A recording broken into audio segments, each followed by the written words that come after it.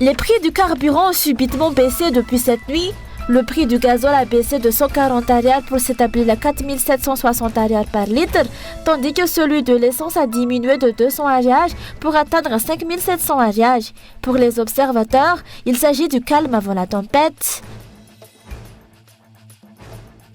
Le régime de Radziwiłł a déployé de nouveau les forces de l'ordre pour empêcher les rassemblements prévus par le rangement syndical ce week-end, visant à discuter des problèmes sociaux des travailleurs. Malgré ce, le syndicat a réaffirmé ne pas vouloir se laisser intimider.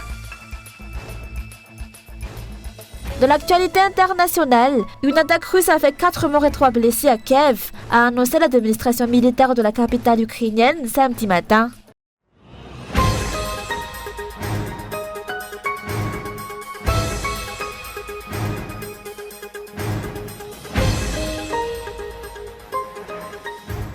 Depuis cette nuit, le prix du gazole a baissé de 140 ariars pour s'établir à 4 760 ariars par litre, tandis que celui de l'essence a diminué de 200 ariars pour atteindre 5 700 ariars. Selon les explications, ces ajustements intervenus suite à la pression du FMI dans le cadre de la facilité élargie de crédit et le FRD marquent l'entrée en vigueur de l'ajustement automatique des prix initialement prévu pour juin 2024. Cette baisse s'inscrit également dans le cadre d'un règlement de dette croisée entre l'État et les compagnies pétrolières. Le protocole d'accord a été mis au point en fin d'année, permettant de procéder au règlement de dette croisée. Il est important de rappeler que ces compagnies nous doivent également de l'argent, notamment une part des redevances, des contributions aux fonds routiers, ainsi que des droits et taxes qu'elles n'ont pas réglés. Certes, l'État leur doit aussi de l'argent en raison des écarts de prix. Cette mise au point était donc nécessaire pour apurer ces dettes croisées, ce qui a été fait récemment. Actuellement, il n'existe plus d'arriérés liés au mécanisme de lissage des prix à la pompe. Ainsi, au lieu de miser sur une augmentation de recettes fiscales pour redresser le pays, les dirigeants ont choisi de maintenir des accords. Ces accords ont notamment conduit à une réduction du prix du gazole et de l'essence, mais pas celui du pétrole lampant. Ce dernier bénéficiait jusqu'alors d'une importante subvention de l'État, visant à en réduire son coût. Le pétrole lampant est principalement utilisé par la population, en particulier dans les zones rurales, pour l'éclairage et la cuisine. Actuellement, le prix du pétrole lampant est celui qui est le plus éloigné de la vérité des prix. Pour l'année 2024, une subvention de 95 milliards d'ariars a été allouée exclusivement au pétrole lampant. De plus, 90% des subventions destinées aux compagnies pétrolières concernent ce produit. Ainsi, il devient difficile de maintenir son prix actuel, et un ajustement s'avère nécessaire. Cet ajustement se fera progressivement, accompagné de mesures d'accompagnement. Comme le souligne fréquemment le président, une alternative au pétrole lampant est la distribution de kits solaires. Alors que les agriculteurs espéraient une amélioration de leur pouvoir d'achat et un soutien sous forme d'engrais et de semences, les dirigeants vont donc se limiter à des distributions ponctuelles cette année. Par conséquent, le pouvoir d'achat continuera de diminuer car le prix du carburant risque d'augmenter chaque mois selon les analystes qui prévoient par ailleurs une inflation galopante si les autorités ne mettent pas en place des mesures efficaces pour redresser l'économie.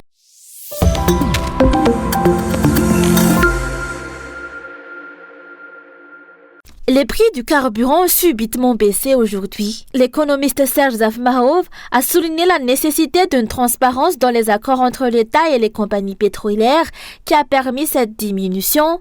Il a rappelé que lors d'un récent conseil des ministres, le gouvernement avait préparé la population à une éventuelle hausse des prix du carburant, une information ensuite relayée par une porte-parole de la présidence. Cependant, les faits ont pris une tournure différente.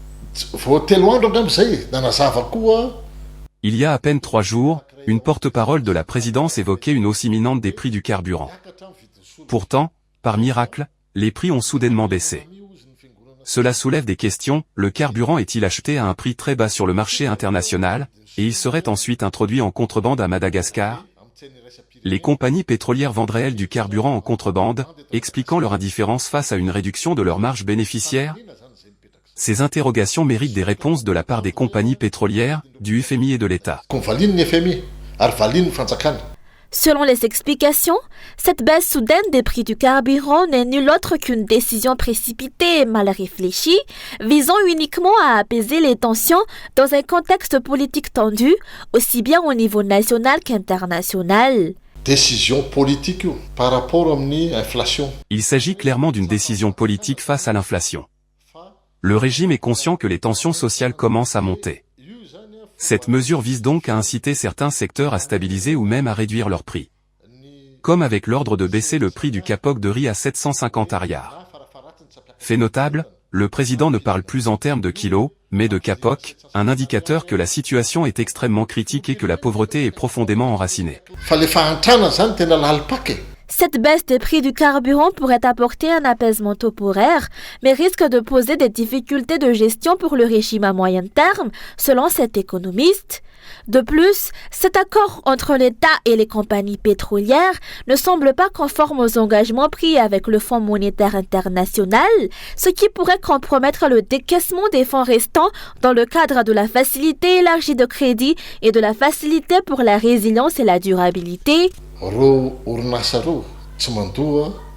Ces compagnies ne s'acquittent pas des taxes fiscales et parafiscales, ce qui rend leur situation financière plus avantageuse. Une telle approche semble incohérente, surtout si l'on considère l'état du marché et le poids des dettes intérieures. Cela suggère que l'État a mis en place un système de compensation, prenant en charge ses obligations fiscales. Cependant, ce mécanisme de compensation est en contradiction avec les accords dans le cadre de la Facilité élargie de crédit, FEC, et de la Facilité pour la résilience et la durabilité, FRD, le FMI risque de ne pas l'accepter. Nos relations avec le FMI pourraient alors se détériorer dans les mois à venir.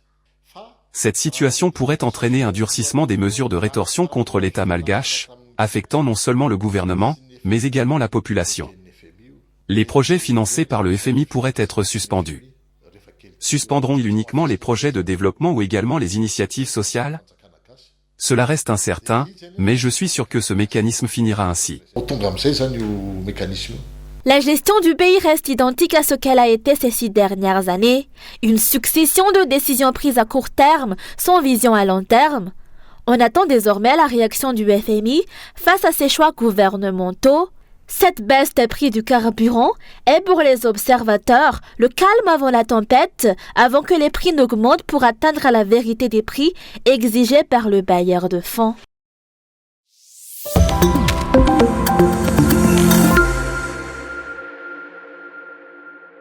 Le régime de Radziwiłł a une nouvelle fois dépêché les forces de l'ordre pour empêcher les rassemblements que le rândź syndical prévoyait d'organiser à Faravujć et à Târnăgin.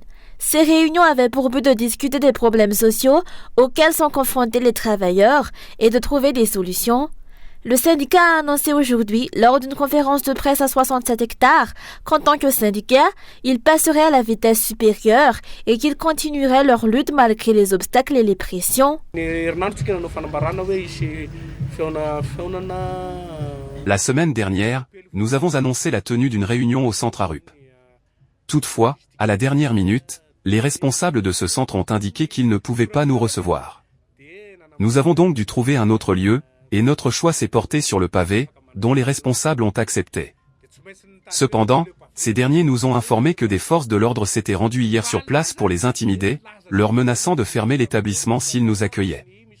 C'est pourquoi nous sommes ici. Bien que la réunion ait été reportée, elle n'est pas annulée, car tous les groupes de personnes s'accordent à reconnaître que les travailleurs malgaches se trouvent dans une situation de grande précarité.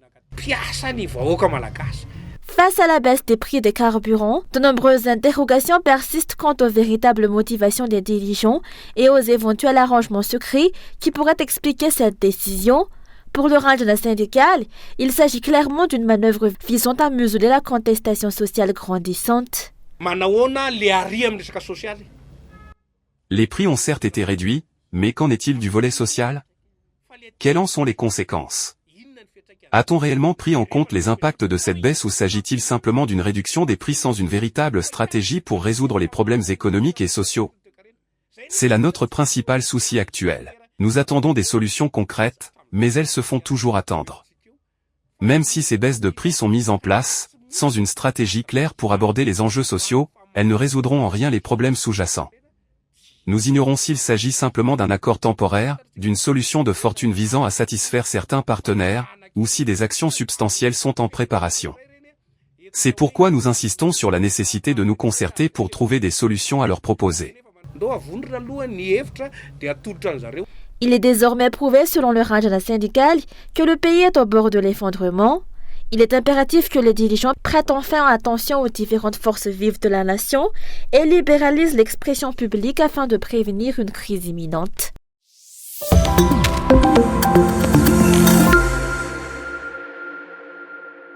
La lutte pour une gestion transparente et le respect de l'état de droit pour la ville d'Antananarive se poursuit, a affirmé Tuavnar Alabmaay, conseiller municipal élu sous la bannière du parti Titan Jazan, à l'issue des résultats officiels des élections municipales.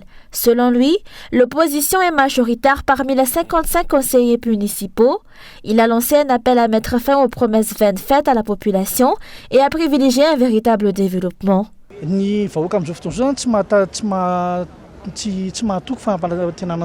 La population a perdu confiance dans les promesses. Cependant, ce que nous avons toujours fait et continuerons à faire, c'est nous battre pour la transparence concernant les SMGD, et refuser les ventes de terre à Antananarive ainsi que les impôts excessifs. Notre lutte n'est pas nouvelle, elle perdure et se poursuivra. Nous œuvrerons pour que la gestion d'Antananarivo devienne enfin claire. L'opposition est majoritaire à Antananarive, et une véritable troisième voie d'opposition s'affirme dans la capitale. Selon ce dernier, les milliers de conseillers municipaux nouvellement élus ne doivent pas se contenter d'obéir aux ordres. Ils doivent défendre les principes pour lesquels ils se sont engagés et agir dans l'intérêt de la population. Les membres du MAPAR se réjouissent d'être au pouvoir, alors que la vie reste dure pour le peuple. Il est de notre devoir de nous battre contre cette situation. Nous savons qu'il y a au moins 9000 conseillers élus et 1800 maires, et ces derniers doivent incarner l'espoir, non seulement les politiciens qui apparaissent à la télévision. Ils doivent être une source d'espoir pour le peuple. Les Malgaches, qu'ils aient voté ou non, doivent aussi agir s'ils ne font plus confiance aux politiques actuelles. Rappelons que pour la commune d'Antananarive, le parti Irmar a obtenu 23 sièges de conseillers municipaux, suivi du TIM avec 20 sièges, Titan Jazan avec 7 sièges, le mouvement Gaskar avec 3 sièges et les partis indépendants Yariv Manjous et RTM avec 1 siège chacun.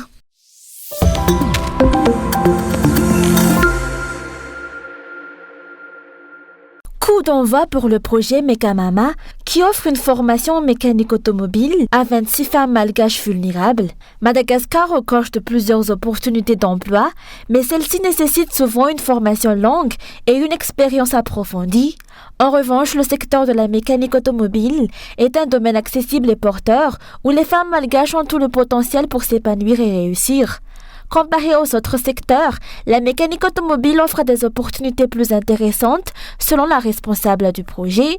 Ma poussée, c'est que j'ai déjà assisté à plusieurs projets qui étaient dédiés aux femmes vulnérables. En général, c'est vraiment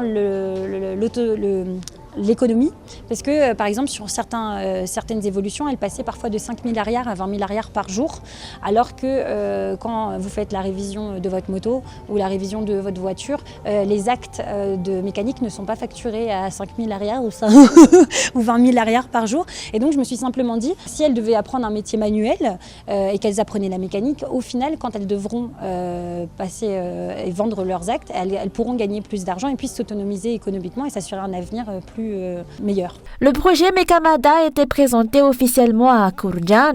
Il est financé par l'OIF ou l'Organisation internationale de la francophonie.